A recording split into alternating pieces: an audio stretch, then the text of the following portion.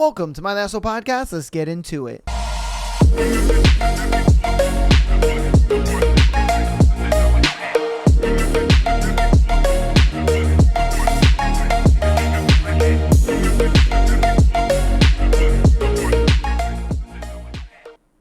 Welcome to my Asshole Podcast. Today is Thursday, and you know what we got for you guys? We have another episode of beautiful Venom.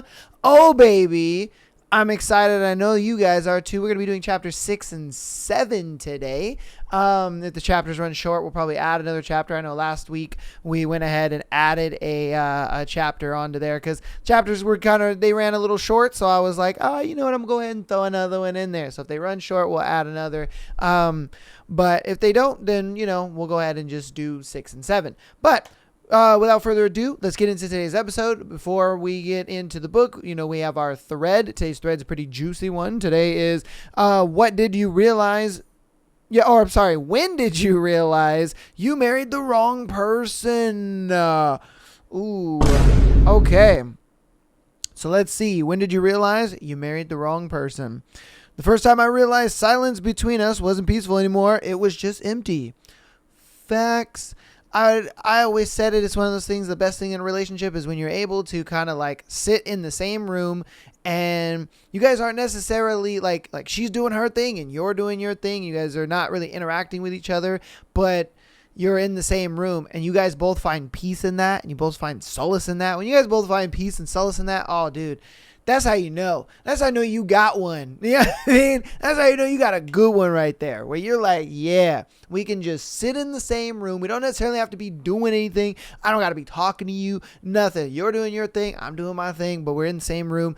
And we don't got to say nothing to each other. Once that starts to become like uncomfortable or you don't like that or, it becomes a hassle or something or it just, it upsets you, whatever. Once it's not peaceful anymore, yeah, that's how you know. It's like, we cooked. All right, when did you realize that you married the wrong person? When I realized we had a fundamental misunderstanding regarding our expectations for our marriage. My understanding, it's us against the world for the rest of our lives. His understanding, she makes enough money to support us both. She takes care of things around the house. Why don't I see how many times I can get fired and how many of her coworkers I can sleep with before she finds me in bed with one of them? Yo! You married an absolute menace. That is crazy. Bro just was like, oh yeah, I'm gonna just get jobs just to get fired from them. And then that way I don't have to do anything. Like, bro, come on, man. What are you doing? Yo, that's crazy. That is absolutely crazy. Bro was just like, yeah, let me just get fired from all my jobs. I'm gonna sleep with all my coworkers. And she'll take care of everything. Like, damn, bro. Homie was like, oh, yes, I locked it in. I'm ready to go. And then it was one of those things where he looked at it like, if she leaves me, she's paying me. Oh, that's crazy. That's wild. All right, when did you realize you married the wrong person? Oh, about 3 weeks after we got married. Yo! That's all it took? 3 weeks? It wasn't subtle. He threw our marriage license in my face and said, you see this last name right here, bitch? Pointed to my new last name. That means I own you? I left 2 years later. Oh, damn, girl. It took you 2 years to leave? Oh, my God. I am happily married for 11 years this month, and he's good to me. Bro. That's crazy. It took you 2 years to leave. You realized it 3 weeks in, stayed for 2 years, and then left, girl. Oh, you need Jesus. I'm glad you found Jesus and you found a better guy, but god dang, man. That is crazy. And then for him to be like, I own you, bro. Man, the switch up must have been crazy.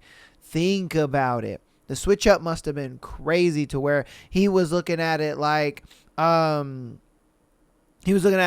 yeah, once I marry her, then she can't leave and go anywhere. She can't do anything. I'll own her and this and like, bro, you're crazy. Wow. When did you realize you married the wrong person? For me, it was the sense that the person she wanted me to be and the person I wanted to be weren't at the same person. Oh, okay. So it was probably a thing where she looked at it like, oh, he has some potential to be X, Y, and Z, but he has potential, but he didn't want his potential to be what she wanted, him to be. Yeah, oh, that's a tough one because it's one of those things where it's like you're kind of just going off of what you think is going to happen, not what you know is going to happen. And so with that kind of situation, it is tough because you're thinking like, oh yeah, he's doing X, Y, and Z, and he should be here in this amount of time or whatever. But then it's like, no, he's like, I'm in X, Y, and Z because I want to do this, or I'm doing X, Y, and Z because I want to stay here, or I'm comfortable where I'm at, or you know what I mean? There was something probably completely different. And it's like at that point though, personally, I would look at it like if it's not detrimental to the relationship, you guys should be fine to be like, hey, I still love you, you know what I mean, for you, regardless of if I thought you were going to go somewhere and you didn't go somewhere, you know what I mean? Because to me, it seems like he was doing X, Y, and Z because he wanted to cement wherever he was. And I think she looked at it like he's doing X, Y, and Z so that way he can move up to wherever I think he's going. That's what I think it was. And personally, I'm like, I don't see anything wrong with him doing X, Y, and Z to cement himself there. And it's like, why would you leave over that? Like, that's kind of messed up. But hey, man, everybody has their own version of their perfect, relationship and marriage and partner and all this kind of stuff. And, when they don't get that, they look at it like I'm unhappy and leave. So. All right, when did you realize you married the wrong person? When her dad was dying of cancer, she got his credit card details and spent thousands on it. No. She was like, niggas gonna die anyway. Let me just rack this shit up. Wow. No way. Yeah, I would definitely look at her sideways like, bitch, what? You're doing what? Like, that's your dad. And you just go take advantage of your dying dad like that. What if he remisses and then all of a sudden it's like the doctor's like, oh, hey, he's in remission now. He's going to survive. Niggas got like $40,000 in credit card debt because yo dumbass. And she's like, oh, I thought you were going to die. Sorry. Oops. Like, bro, that's messed up. Wow, man. Wow. Yeah, I would definitely feel like I married the wrong person too. I would definitely be like, oh, bitch, nah. Okay. When did you realize that you married the wrong person? I used to fantasize about him cheating on me again, so I had an excuse to leave without being the bad guy, and it happened. That's a crazy thing to manifest, bro. Like, dude, why would you feel like you need a reason to leave? So what if you're the bad guy? Leave. Who cares? You know what I mean? Like, for me personally, I'm the type of person, I don't give a shit about looking like the bad guy or what people think. I'm like, nah, man, I'm looking out for me. I don't give a shit about what y'all got going on. You know what I mean? Like, dude, I don't care about that. I'm going to look out for me, and that's it. Like, I'm not about to be sitting here, worrying about what you thinking. Like, no, if we're broken up, peace and chicken grease. I don't care about what you think, what you're doing, what you're saying. I don't give a shit. Say all the bad things you want. I don't really care. You know what I mean? I'm moving on and doing my thing.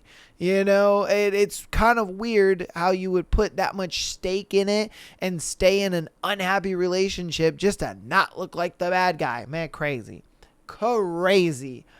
Oh, God. All right, when did you realize that you married the wrong person? There are two events, but really it was a culmination of little things, death by 1,000 cuts. One, we were having an argument and she took off her engagement ring and threw it back in my face. Immediately regretted it, but the damage was done. A year later, I got sick. Like, I can't move off the couch and haven't eaten anything solid for 2 days sick. Asked her if she could bring back something for nausea on her way home. She told me she wouldn't be back until 8 p.m. because she had an event after work, even though she had seen my condition deteriorating herself. Ended up dragging myself to the pharmacy. A day later, I decided to go to the ER in the early morning. Ended up being admitted with an emergency surgery. Damn. She was up and asked if I wanted her to come with. Realization that I really didn't want her to. There were so many more red flags, but I didn't see them. Love really blinds you. After the second event, I really woke up and started calling her out on her nonsense. Marriage ended 6 months later. Dang. That's crazy how, like, she didn't care about you so much. She was just like, yeah, see, look, I know you're dying and all, but like, I got shit to do. Like, bro, that's crazy, man. That is absolutely crazy. Coming from a guy who used to date a chronically ill woman, I know that leaving work sucks and it's not ideal, but I mean, when it's these kind of situations, dude, it's something that you got to do. It really shows that you love your partner. It really shows that you care about them, and it really shows that you're putting a lot of effort in, even when you don't want to. You know what I mean? And that shit, I get it. It sucks and it's a hassle, but it's like at the same time, dude, in sickness and in health, baby girl. You know what I mean? Like, come on, man. But I get it. Nowadays, that don't mean shit. You know what I mean? It don't mean shit. So it is what it is, man. All right. When did you realize that you married the wrong person? When I thought maybe he'll just die on a random Tuesday when he was coming home from work. It was a horrible, intrusive thought, and I feel crippling guilt about it to this day. I did not want him to die at all. I ended up leaving a while later because I knew for a fact I could not marry someone that made me think fleeting thoughts like that. Yo! Imagine thinking about your partner and being like, maybe they'll just die on their way home, and then I won't have to deal with their bullshit. Like, yo, oh my goodness. That is a terrifying thought. An absolutely terrifying thought, if I'm being honest with you. To like even fathom thinking like that about anybody, not just your partner, but especially thinking about your partner like that. It's like, bro, there is definitely some underlining shit that maybe she wasn't dealing with, or some demons she wasn't facing, or whatever it may have been. But yeah, you could tell there was definitely some underlining shit that was going on. She wasn't addressing, and yeah, I'm glad that she got out of that relationship. I hope he didn't actually die. I hope dude's alive right now, chilling, doing his thing. I really hope so, because man, you never know sometimes. You know what I mean? You fucking never know. So yeah, man. Wow. All right. When did you realize you married the wrong person? Literally minutes after leaving the courthouse, just instant regret and kept thinking, what have I done? Horrible feeling. Bro, this must have been one of those impulse marriages. Oh, yeah. It must have just been one of those things where they were just like, they were having a real steamy, hot moment, and then all of a sudden she was just like, oh my God, I'm gonna fucking marry the shit out of you. And he was like, yeah, I'd marry the fucking shit out of you too. Oh my God, fucking love you. And they're like, yeah, I love you too. Oh my God, let's get married tomorrow. Okay, let's do it. And then, they woke up and they're just like, oh, and she's just like, you ready to get married? I'm like, yeah, I'm ready to marry the fuck out of you. And then he goes and gets married. Then he's just like, oh shit. Yo, oh no. You know what I mean? Like, bruh. And in that moment, I'm like, dang, man, the post-nut clarity must have not hit him until far after. He had delayed clarity. That post-nut clarity had 2 to 5 business days. Like, damn, man, that's gotta suck. I guarantee you that's what it was, though. It was one of those fit of passion kind of things where they were so locked in the moment, and they were just, just doing their thing. And all of a sudden he was like, oh shit, I didn't think if she was for real, you know? Damn. That's all bad. Absolutely all bad. God. Okay, when did you realize you married the wrong person? Almost immediately, bruh. Y'all niggas are crazy. Oh my God. As somebody who has got down on one knee and asked, a woman to marry him before, I've been in that position, like, never in my mind have I ever regretted it. Even, when we fought and, we're at each other's necks and we're mad and this and that, like there was never a time I felt like I regretted it or it was a bad decision and stuff. I'm just like, dude, how do you get to that point, man? Oh my goodness. Okay. All right, almost immediately, our kid was 3 months old, and she was partying at Myrtle Beach for spring break. She wasn't in school. That's just when it was the most crowded with people. Meanwhile, I am home with the baby working, etc. I began the divorce when our daughter was 4 months old and was awarded full custody the following year after the divorce was final. I never looked back. Damn. I guess he did it because they had a kid, huh? He got married to her because we have a kid together. Like, it's the right thing to do type shit. And I think that's what he did. And then he realized, man, she a partying hoe, man, She belongs to the streets. And then when he realized that, he was probably just like, fuck, what did I do? And man. And then on top of that, I'm sure she was probably doing a little something she wasn't supposed to be doing. Let's be honest here. You know what I mean? It doesn't even have to be like cheating, but she's probably drinking irresponsibly, doing a little bit of the booger sugar. You know what I mean? Like, you never know. You really never know a lot of the times. Like, it's one of those things where, yeah, infidelity is terrible, but when your partner is, hooked on partying and drugs and all that kind of stuff, that almost is kind of worse than if they just cheated on you, So, bruh, hopefully everything was smooth and good. He got custody at least. That's good. Man. When did you realize you married the wrong person? I'm trying to decide if it was when she pulled a butcher knife on me. Crazy. When I found out she cheated on me, or when she told me she wanted a divorce. Unfortunately, these events were spread across 10 years. Pay attention to the first red flag. Don't throw good money after bad. Okay. That's crazy. The moment a bitch pulls a knife on me, we're done. What the heck? He was just like, he was telling his homies, he was just like, yeah, man, dude, she fucking pulled a knife on me. He was like, what? No way. Yeah, man, bitch pulled a fucking knife on me. Made me a little horny. I ain't gonna lie. I don't know, man. Now that I think back on it, in the moment, I was scared. 1000%. But right now, kind of made me hot a little bit. I ain't gonna lie. Like, bro, what was that what you were thinking? Because there's no way a bitch could pull a knife on you and then you decide, oh, yeah, I'm staying with this. It's cool. I'll forgive her. Like, no, there is no forgiveness. No. The hell are we talking about here? That is some absolute crazy work. Man, like, look, cheating and asking for a divorce and all that other stuff, whatever, that's normal. It's fine. That shit happens. It is what it is. But the fact that she pulled the knife out on you, yeah, bro, nah, because if she's able to do that, there may be a day where it gets to a point where, she offs you in your sleep. You wake up and she's above you just stabbing your shit. Like, bro, crazy work. All right. When did you realize you married the wrong person? 2 weeks before the wedding. His toxic friend asked him, do you miss being single? And he said yes. He didn't understand why that was hurtful. Bruh. Come on, man. What? How do you not think that would turn a girl's world upside down?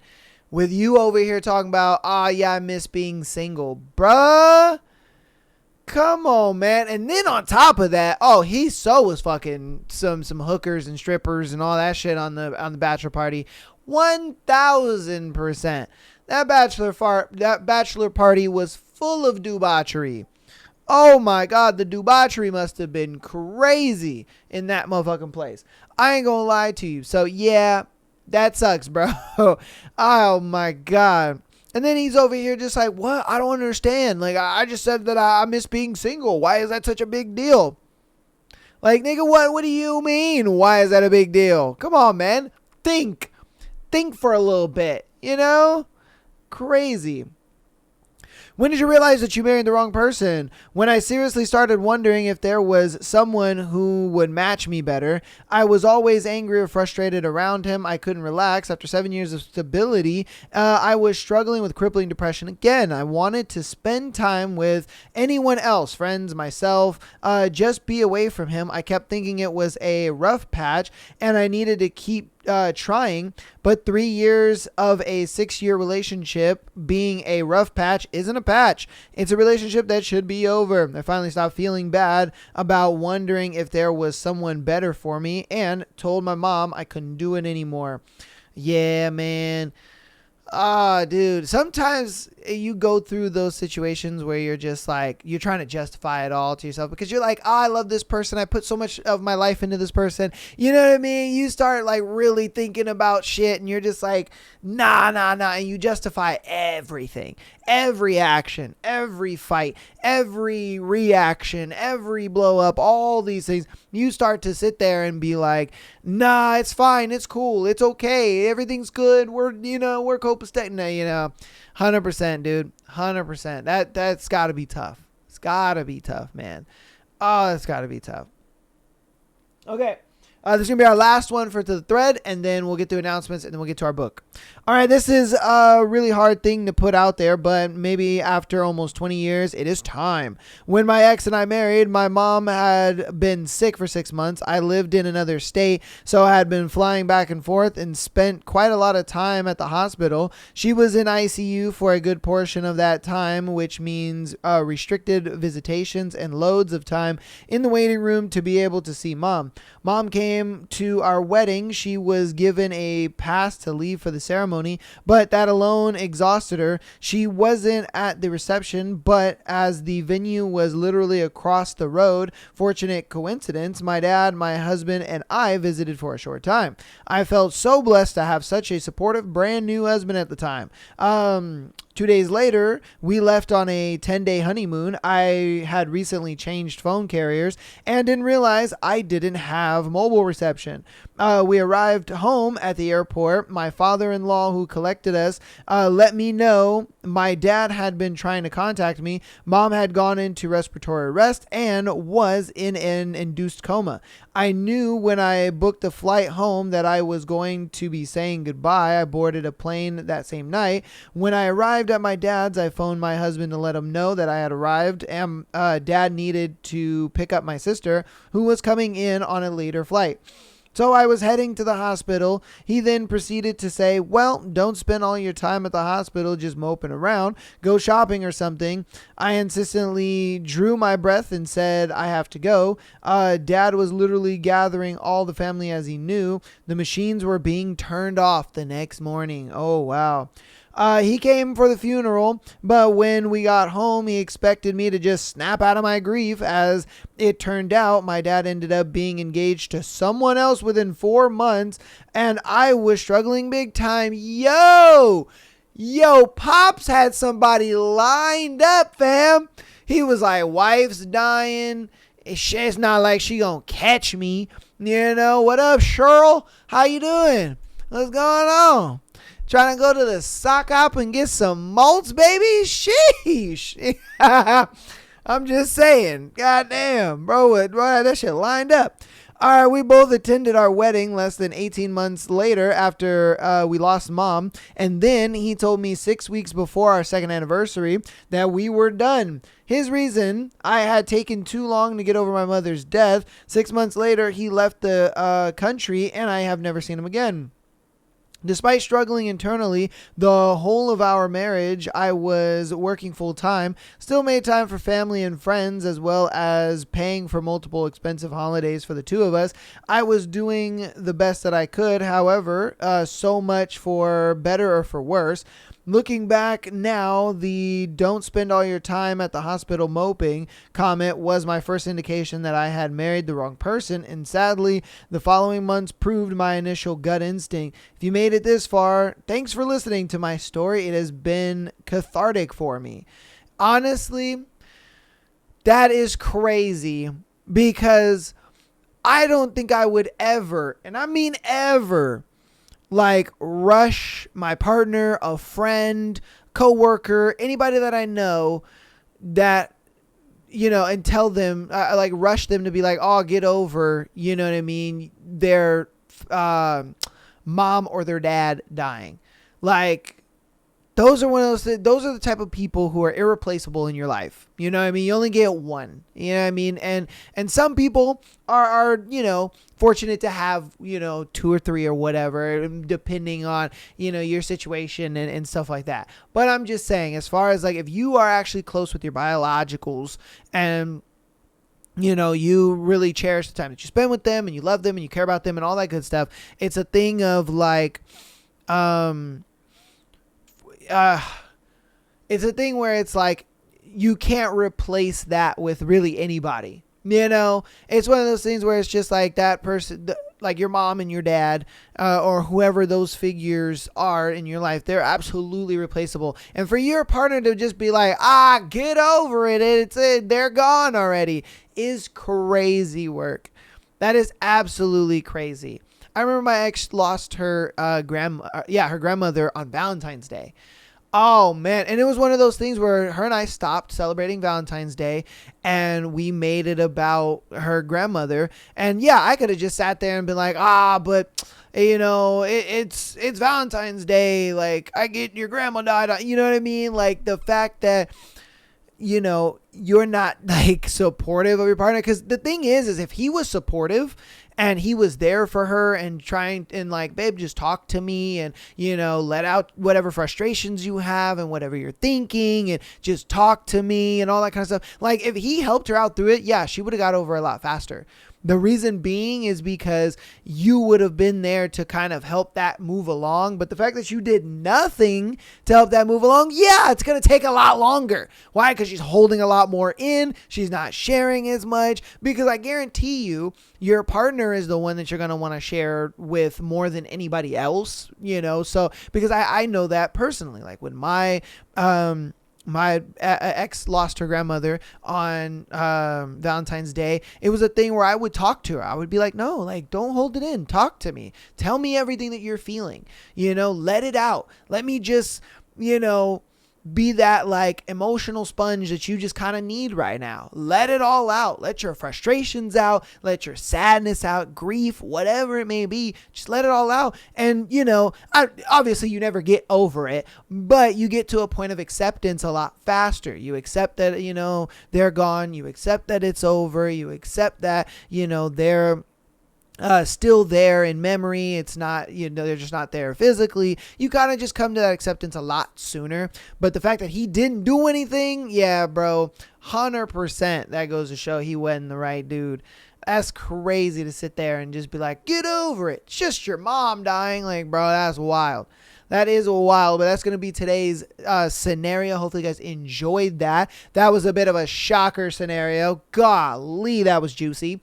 Hope you guys enjoyed. If you guys have ever got into a relationship or anything like that you realize, holy shit, I'm in the relationship with the wrong person, definitely put it down in the comments. You don't even have to be married to the person. Even if you just, like started dating somebody and then you realize, oh my God, this is not the right person for me, definitely put it down in the comments. Love to hear about it. All right, hop into announcements, patreon.com/Am I the Asshole Podcast. Get an exclusive episode every single Friday, as well as being able to send in your scenario to be featured on the Tuesday and Sunday show. You guys seem to be loving the Sunday shows, and I do appreciate that so very much. I'm glad that, Michael coming in onto the show is adding some great value to you guys and all that good stuff. You guys are enjoying that. And we are trying to go back to the weekly Sunday episodes. So that is another thing that I'm trying to do. Hopefully we can continue that all the way through 2026. Audio listeners, Spotify, Apple Music, or Apple Podcasts, all those people, you guys are super awesome. Thank you guys so much for all the support. You guys are really showing out, and I appreciate that so much. All I ask of you is to download the episodes every week, as well as rating us 5 stars on your preferred platform. That helps out a lot, and I do appreciate that, and it's absolutely free. If you want to help out even more, go ahead and follow us on Instagram, TikTok, as well as subscribing on YouTube. All of that is free, and it helps out so very much. Thank you guys so much for all the support. Appreciate you. Without further ado, though, let's get into a beautiful Venom, chapter 6 and 7. So I'm going to move you guys over right now, and we will get to it. 6. Dahlia. My heart stills, and my fingers freeze as a tremor grips me. I claw at the slick, damp ground beneath me as Kane's front covers my entire back, his weight oppressive, his body an unyielding slab of muscle, like being squashed by a wall. A faint mixture of cedarwood and citrus lingers in the stale air and seeps into my flaring nostrils. I should feel some form of relief that he finally showed up tonight, but I don't. Far from it. My muscles lock and dread twists my insides. A creepy tension squeezes my throat, and my breaths come in short, frantic gasps. The air thickens, and a gloomy cloud envelops him with a shroud of darkness. This isn't the Kane I thought I knew. His presence doesn't soothe, it suffocates. He's not the Viper's agreeable captain or the philanthropist who so generously offered to help me. No, this is Kane Davenport, Vencor's senior member. I've often found it hard to correlate Vencor's destructive nature with his personality, but right now, I can see the shadows he came from. His voice is different, deeper, lower, and entirely alien. He turns my face at an angle, and the shadows flicker on his mask, dousing him with a menacing edge. His grip turns my body into a prisoner beneath him, a crushing hold that paralyzes more than my limbs. "Kane?" I whisper, a slight tremble seeping in. "Shh." His gloved finger glides across my cheek, slow, deliberate, before tracing my lower lip. "Don't say my name." Goosebumps spread like wildfire, my skin tightening under the icy graze of his touch. The truth slams into me. He's changed. Colder, impersonal, terrifying. The Kane I knew of never truly existed. Only this calm, calculated predator. His stillness is a facade. His serenity is laced with menace, wrapping around my throat. The mask strips away his kindness, revealing the monster underneath. "I warned you." His words drop like stones into the dark, each one heavier than the last. Then, in a flash, he lifts off me, flipping me over so violently my vision swims. I yelp as my back hits the ground, and he settles between my legs. Our eyes meet beneath the shadowy light. His look is as dark as the night, with a slight glimmer, an unfamiliar gaze. His gloved finger strokes my face again, and although the motion is gentle, it feels as cold as ice. Then he slides his finger down, over my pulse point and to my collarbone. Kane rips my shirt and bra open down the middle, and my breasts bounce free, my nipples instantly hardening at the chill. I don't have time to adjust as he drags my jeans down in one vicious movement. They stop at my knees. Then he pulls them all the way off, throwing my sneakers aside in the process. I lie beneath him in my ripped shirt and bra and plain black undies, my skin heating and a sense of humiliation rotting in my stomach. The surprise slowly subsides, and rage gathers at the base of my stomach. I push at his chest and slam my legs shut. "What the hell are you doing?" Kane isn't fazed by my fight as he leisurely unbuckles his pants. The clink of the belt opening reverberates around me like a curse, and a shudder goes through me. Because his impassive eyes remain on me, studying me like a predator. Too bad for him, I'm no one's prey. I start to get up, but he presses me back on the ground. Violet said I have the strongest survival instinct and an impressive sixth sense. I've always somehow known when danger is coming, and that's helped me escape it in time. And I really should have listened to those instincts before I stepped foot into the building. Everything inside me is screaming for me to remove myself from this situation. I kick and claw at Kane, trying to hit him anywhere possible. He doesn't allow me 1 inch. Whenever I try to sit up, he shoves me down. Clawing, kicking, and even biting don't seem to faze him, not even when I pull on his hair the hardest I can. He covers my face with a palm and pushes me back, all the while he lowers his pants and boxers to reveal a huge, half-erect dick. My fight subsides for a second as I stare, dumbfounded. Listen, I'm no virgin, but I've never seen a dick that big when not hard, not even in porn. Megan's acquaintance of an acquaintance was downplaying this so fucking badly. That thing is not going inside me. No way in hell. I find it difficult to get wet as it is and need to mentally prepare myself. I definitely also need to physically prep myself before he were to even touch me. Kane must take my bewilderment as my being too tired to fight, and he bunches his fingers in my underwear, lifting my waist with them. The fabric stretches, then tears under his ruthless grip, and the tatters cling to my waist. Cold air covers my pussy, and I scream. Stop! He doesn't. Kane grasps my pelvis and drags me closer across the hard ground until my ass burns. Wait, I murmur quietly at first, then scream. I said stop! I lift my upper body and slap him across the mask. My palm burns from the plastic, but he does stop. I think I see a glimmer in his eyes as he remains still. So still, the only sound in the air is my ragged breathing and the occasional drip of water in the dark. Drip. Drip. Slap. My hand flies to my burning cheek. Did Kane just backhand me? I stare at him, bewildered, my face stinging and my head spinning. Next time you want to try something, think hard about whether you want to be on the receiving end. He delivers in a detached tone. And remember, I'm much stronger and will not hold back. This sick bastard.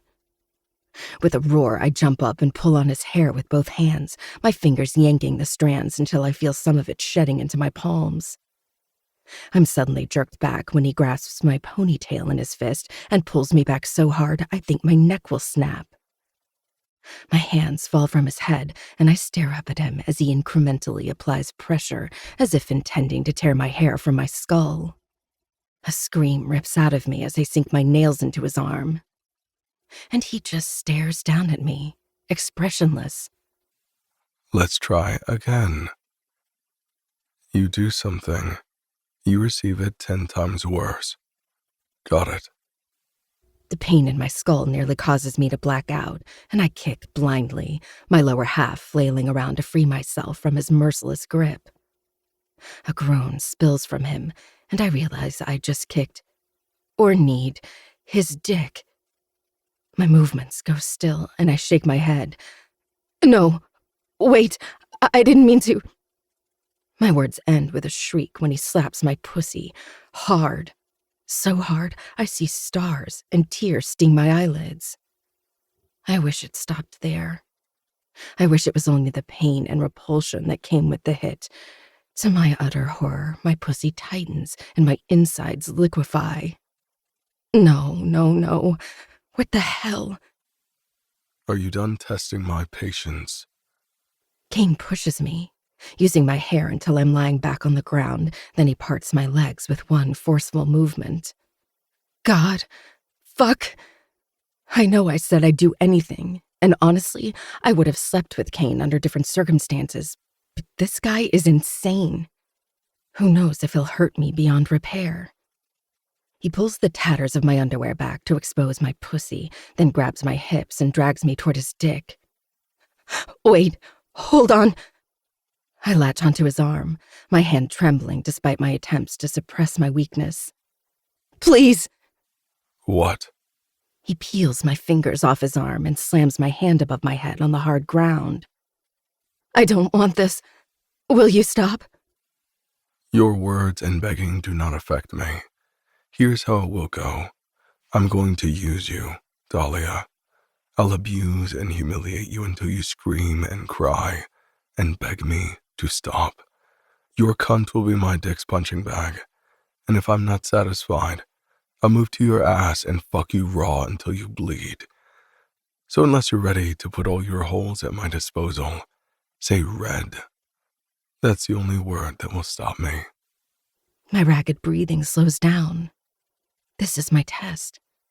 I need to let him fuck me to be accepted, or I can just say the safe word and he'll let me go. I'll be completely removed from the college and town and lose my one chance to find who's behind Violet's attack. Compared to all the sacrifices she made for me, this is nothing. With a new resolve, I say in a clear voice, "Can you use a condom?" I'm going to ram my cock into your cunt raw. A condom would get in the way. With a shaky breath, I cover my eyes with my free arm and say in a resigned tone, "Do whatever you want." I think I can feel his hand tightening around my wrist the slightest bit, but maybe that's just my head's way of making myself believe that a part of him cares. That part of him can see how fucked up this is and maybe do it gently, unlike the way he promised. But I should have known better. Kane shoves my legs apart farther and thrusts inside me in one go. My back arches off the ground as pain explodes inside me, and I let out a scream. It hurts. God, it hurts. He's so big, and I'm barely wet from when he slapped my pussy. Not to mention, my muscles are so tense I feel like my back will snap. My lips tremble and I squeeze my eyes shut as tears gather in my lids. Red. The word is red. I sink my teeth into my lower lip to stop the single syllable from spilling out. Pain is okay. I've handled countless types of pain throughout my life. This is nothing. This is just a nuisance that will be over soon. His controlled breathing fills my ears, sharp and timed with his thrusts. Inhale, thrust. Exhale, out. Inhale, thrust. Exhale, out.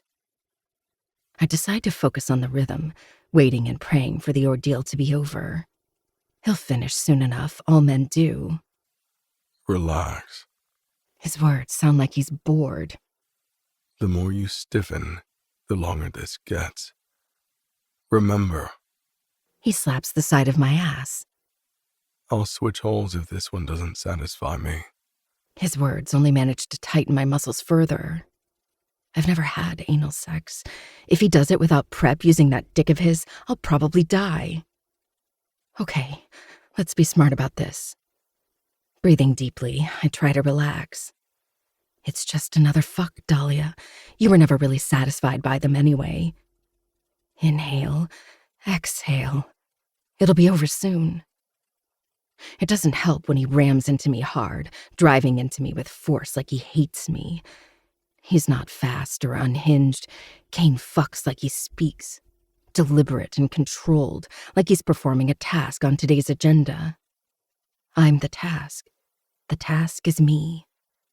He woke up today and chose me as the target of his entertainment. I can tell you're not enjoying it, and I can assure you I'm not either. You're still so uptight, you're about to cut my dick off. I can almost see the frown in his brow. Like, how dare I have sex on the damn ground and not accept him with open arms? Maybe if you were gentle, I'd be more wet and make it worth your time, I say before I can stop myself. He stills deep inside me, his hard cock pulsing with tension. The fuck you just say? He snatches my arm from my face and imprisons it with my other one above my head. Look me in the eye and say it again. You know what? I'm already in this position. What's the worst he can do? Fuck you in the ass, Dahlia. Do you really want to provoke him, knowing how unpredictable the asshole is? I bite my lower lip. Cat, cut your tongue. His eyes darken, looking unhinged under the shadowy light. It's nothing. No, it was something along the lines of being gentle. Like this. He slides out and thrusts in deep but slow. Tingles dance at the base of my belly. Or this. He releases my wrists and circles my clit in expert, pleasuring movements while fucking me at a measured pace. My pussy tightens and I feel every inch as I swallow him with each thrust. I accommodate him until I can barely register the size. My body relaxes despite the dirt floor beneath me, and my hips roll and meet his movements. I even hear myself moaning the deeper he goes. I grab onto his arm and stroke his skin through the clothes. For some reason, I've always needed to touch during sex. I guess I require a physical connection of sorts to eradicate the sense of vulnerability. I need it more than ever now, and I wish he were naked.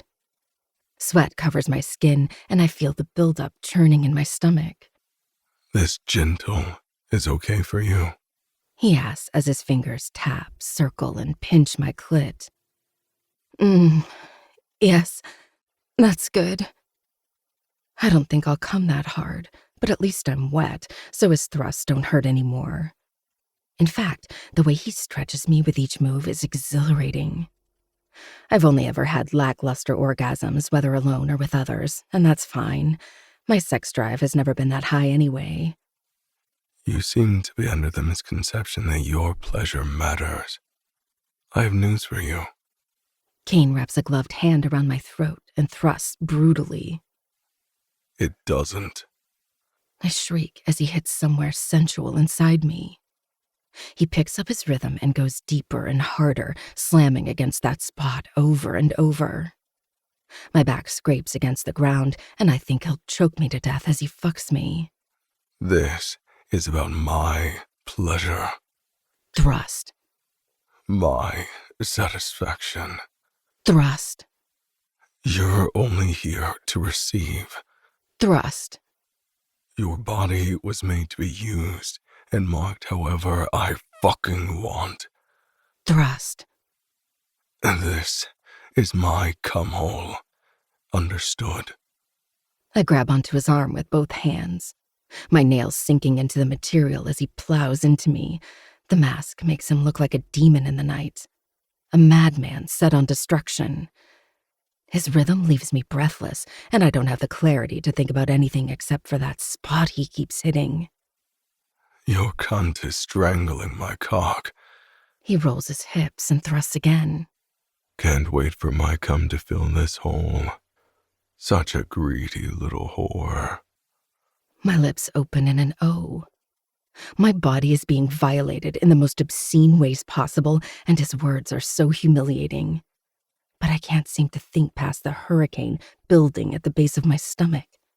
The whirlwind is severe and relentless. I don't think I could stop it if I wanted to. I've never felt anything equally uncomfortable, intense, and pleasurable at the same time. Wait. I choke out. But instead of slowing down, he pounds me, his cock nearly tearing me apart.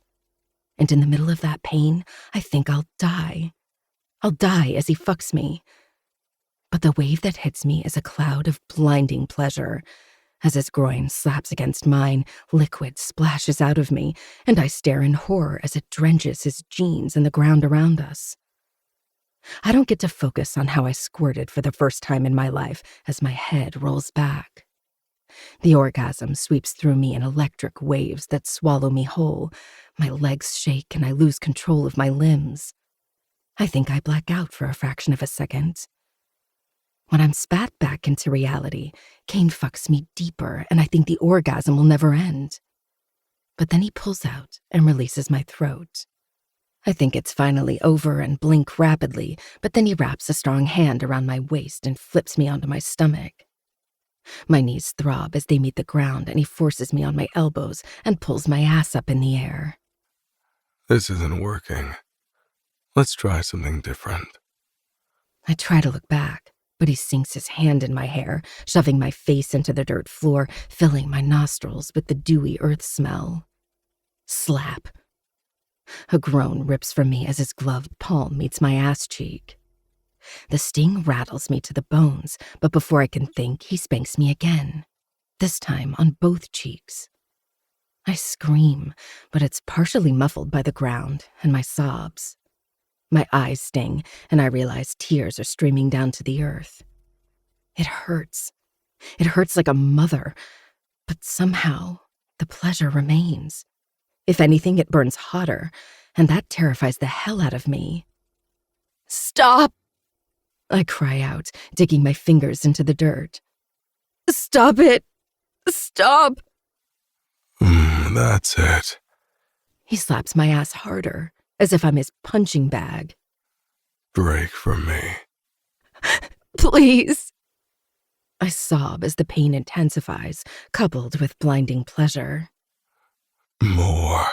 Show me what you look like when you shatter to pieces like a dirty slut. My skin feels like it's been doused with fire, so when he sinks his fingers into my battered ass cheek, I scream, but it's barely audible.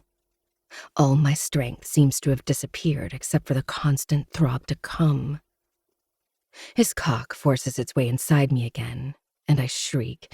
My walls clamp around his sides, and I feel like he's going to break me. This is more like it.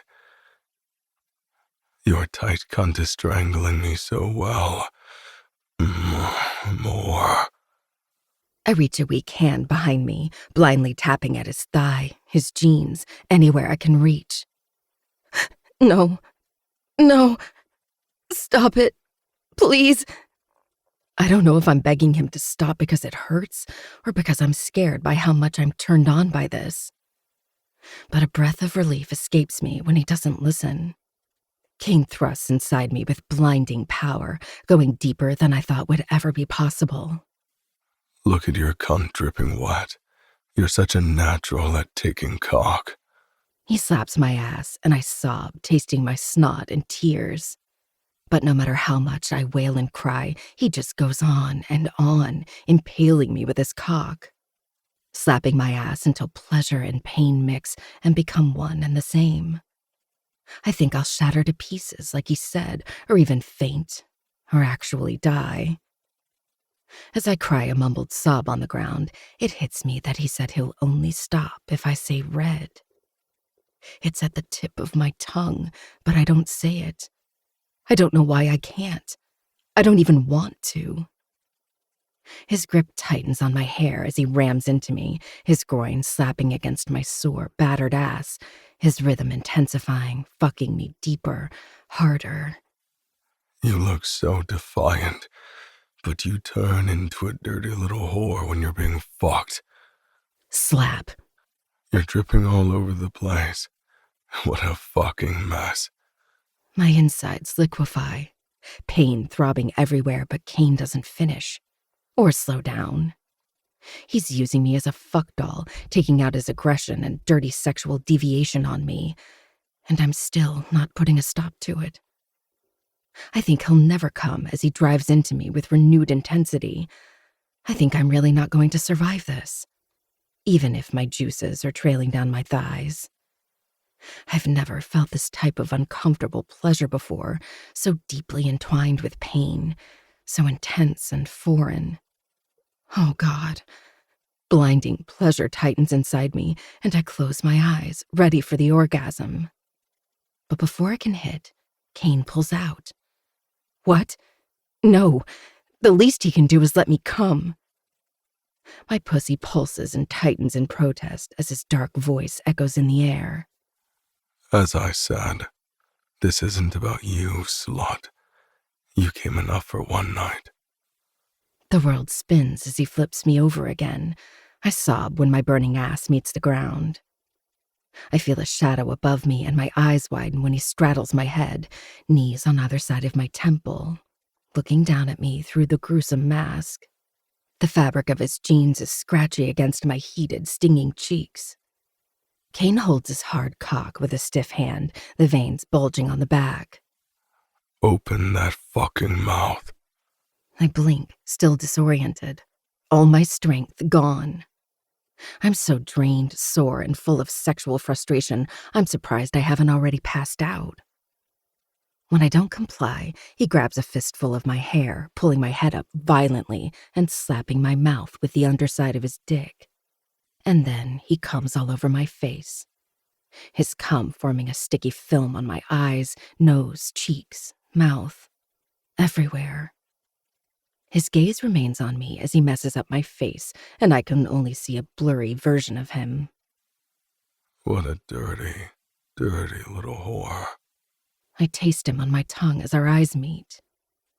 His are so detached, I wonder if there's any warmth inside him.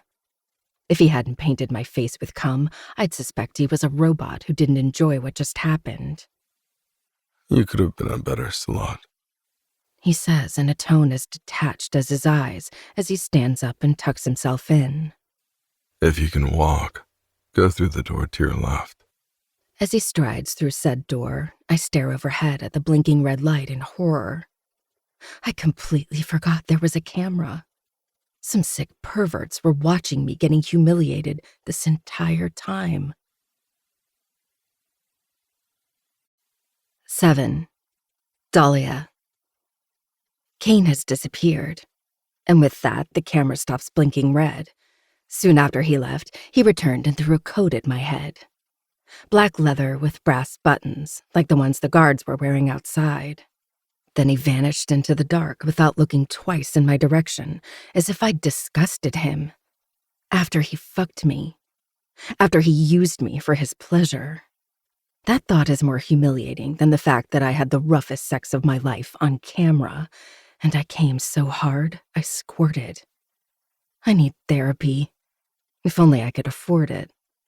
My movements are stiff and automatic as I swipe my torn shirt over my face, the touch of it scraping against my skin like sandpaper. I find the cleanest shred and drag it between my legs. The bruises he left on my pelvis and ass throb, radiating heat. Sharp, stinging pain lances through me with every small shift.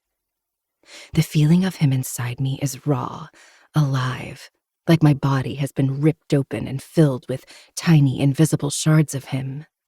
My strained muscles protest as I pull my jeans up, slide into my shoes, then put on the huge coat and fasten the belt around my waist. It smells like Kane, woodsy and mysterious. Enchanting at first, but a devil up close. Serves me right for trying to humanize him in the beginning, despite knowing exactly the type of organization he belongs to. I thought he was the greenest flag in this godforsaken organization, but apparently I was colorblind. From now on, Kane, like every single fucking person in Vencor, is my enemy. Congratulations, Miss Thorne. A suave voice echoes overhead. You proved both mental and physical resilience, and therefore deserve to be a trial Vencor member. From now on, you're expected to perform any mission the senior member responsible for you dishes your way. Refusal will get you banished. 3 consecutive failures to perform tasks will get you banished and stripped of any privileges. Your fate is bound to the senior member who brought you in. If they discard you, you're out. Disclosure of Vencor secrets or what takes place at the initiation or meetings will cost you your life. You will now undergo the acceptance ceremony. On cue, a door opens to my left, and I hesitate for a second before I head in. I do my best to walk normally, but it's impossible. Painful soreness explodes between my legs with every movement, and it's a struggle to breathe properly, let alone walk. The room's walls are made of irregular stones, and the ceiling is shaped like a dome, adorned with a gruesome image of a vicious fight between a black snake and a large crow. The vast space isn't as dark as the tunnel, but it's not bright either. 5 people stand in a circle in the middle, holding lit torches with leather-gloved hands. They're wearing long, oversized black cloaks, so I can't tell their gender. Their faces are covered by masks, just like Kane's. The serpentine and talon details look monstrous under the dancing fire. The thought of these perverts watching Kane fuck me to within an inch of my life makes me physically sick. My hands shake and I consider turning around and running as far away as possible. But I don't. Not after what I endured to get here. 2 cloaked members ease back, allowing an opening in the circle. I take that as my cue to step in. As soon as I'm inside, a suffocating presence materializes behind me. One, or a few, cloaked people glare at me through the tiny eye holes of their masks, but I still turn to face whoever's hot on my heels. A tall shadow towers over me, holding a silver cup with carved serpents coiling around it in his left gloved hand. The right hand, however, is naked, with veins protruding on the back, showcasing the black ring on his index finger. Cain. I don't know what it says about me to be able to recognize him from just his hand, despite the fact that he's fully cloaked and masked. He must have followed me in from outside, because the circle that closes around us still has 5 members. The throbbing between my thighs intensifies, and I'm not sure whether it's due to disgust for what he made me go through, or something entirely different. Cain places his right hand on top of my head. It's rough, big, and makes my heart beat faster. Just when I think he'll probably crush my skull, he pushes me down firmly. Kneel. The single word is non-negotiable, and I bend my knees, slowly dropping into position. Not that I can refuse. I just hope this isn't another exhibitionist sexual act. I don't think I can do it in front of so many people. Hell, I still feel nauseous knowing that these people watched my unraveling through the camera. Repeat after me. Cain's voice sounds so cold, my blood freezes. I pledge my soul to the shadows. My forefinger traces a small circle on my thumb, and I gulp the ball in my throat as I speak in a low but steady voice. I pledge my soul to the shadows. Cain's fingers dig into my scalp, and I think he'll smash my head into pieces after all, but he releases me and outstretches his big palm in front of me. Hand. I offer him my left hand, and he pulls out a black dagger from the back of his jeans and cuts my index finger. The sting is small, but blood pours out and Cain drips it into the cup. Then he cuts his own index finger, and I watch with bated breath as our blood mixes together, as if it's a satanic ritual. Cain dips his cut index finger into the cup, swirls it around, then uses the blood to draw what I think is a serpent symbol on my forehead. Once he's done, he lets the cup fall to the floor, its loud clink echoing in the silence. I stare up at him, and although I can only see dark holes through the mask, they're glinting, shining. I don't think I've ever seen his eyes so thrilled. Is that the right word? One of the men surrounding us speaks, his scratchy voice filling the space. Now pass her to the other so they can come in her mouth. My skin prickles and my eyes widen. I've been so focused on Cain's miniature movements, I somehow blacked out the other members surrounding us. My gaze searches his, but only for a second, a foolish one, because the truth hits me like a knife to the ribs. Cain isn't on my side. No one in this room is. Will I be able to lower myself that far? Even if it's for Violet, I don't think I can do it.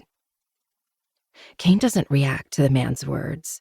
Instead, he reaches into his cloak and produces a silver mask, similar to the guard's ones, and straps it around my face. He grabs my hand and pulls me up to a standing position so that I'm facing him. His chest grazes mine for a brief second, hot and hard, like a wall. Not interested, He says in his usual emotionless tone, but I think I detect tension beneath it. Then use her mouth in front of us. Another one of the cloaked men around us says in a mischievous tone. Is that Preston? Still not interested. She fails to turn me on. Ouch. His words pierce me like a dagger. That's definitely not what a girl likes to hear after she's been practically used by a man. But at least I don't have to go through any more humiliating acts. You sure about that?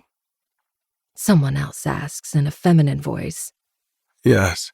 If you want to see my dick, just say it. Cain sounds bored, as if he can't wait to get the fuck out of here. When no one else protests, he produces a necklace from his cloak, the same talon necklace I saw the girl wearing. My face squashes against his muscular chest as he fastens it around my neck. As the chain clicks in place, he whispers in my ear so only I can hear him. You really should have run away while you had the chance. Welcome to hell, Dahlia. 8. All right. And that is going to be today's episode. Thank you guys so much. I appreciate you all for watching today's episode. I will see you guys on Sunday for another amazing episode. Hope you guys have an amazing week. All that good stuff. Love you all and peace.